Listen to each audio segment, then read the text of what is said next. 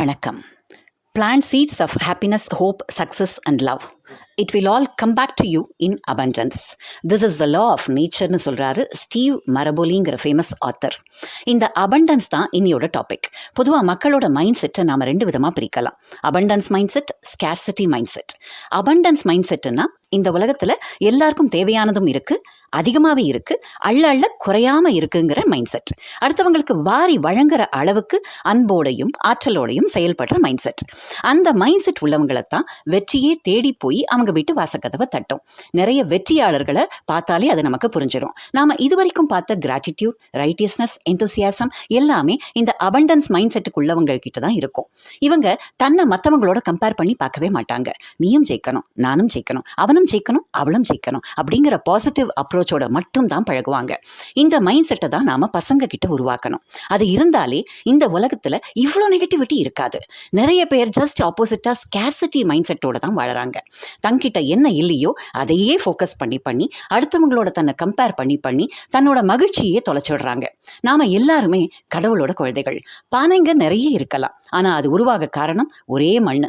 நகைகள் பல டிசைனில் இருக்கலாம், ஆனால் அது உருவாக காரணம் ஒரே தங்கம். நாம் நிறத்தால், வடிவத்தால், இனத்தால் வேறுபட்டிருக்கலாம், ஆனால் கடவுளுக்கு முன்னாடி எல்லாருமே ஒன்று தான். ஒரே பரமாத்மாவோட சக்தி தான் நம்ம எல்லாருக்குள்ளேயுமே நிறைஞ்சு இருக்கு. நம்மளை நாமளே சில கேள்விகளை கேட்கலாமா? நாம் அபண்டன்ட் மைண்ட் செட் உள்ளவங்களா இல்லை ஸ்கேர்சிட்டி மைண்ட் செட் உள்ளவங்களான்னு இதுலேருந்து நம்ம கண்டுபிடிச்சிடலாம். Do you focus on the present moment and find joy in it? No past, no future. Present மொமெண்ட்டில் முழு விழிப்புணர்வோடு இருக்கோமா? இல்லை பழைய கதைகளை பேசிக்கிட்டு ஃப்யூச்சரை நினச்சே பயந்துக்கிட்டு வாழ்கிறோமா? Are you generous with others?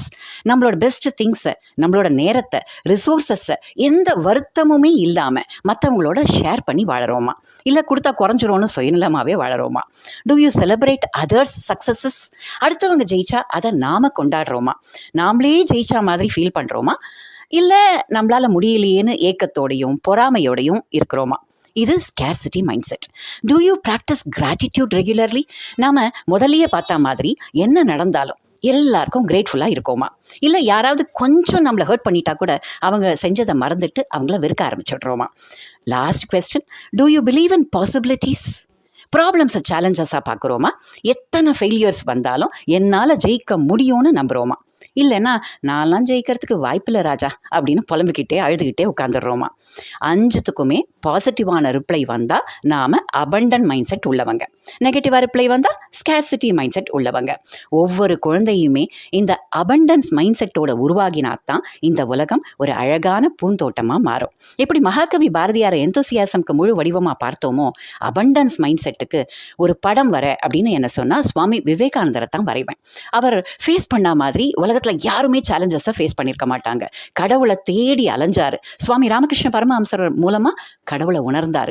பலமே வாழ்க்கை, பலவீனமே மரணம்னு தானம் உணர்ந்து மற்றவங்களையும் உணர வச்சாரு. சொத்து சுகம் எதுவுமே கிடையாது, ஆனால் அமெரிக்கா வரைக்கும் போய் இந்தியாவையே தலை நிமிர வச்சாரு. இந்தியாவை ரொம்ப மட்டமாக நினச்ச ஃபாரின் கண்ட்ரீஸ் எல்லாத்தையும் நாம் யாருன்னு உணர்த்தினார்.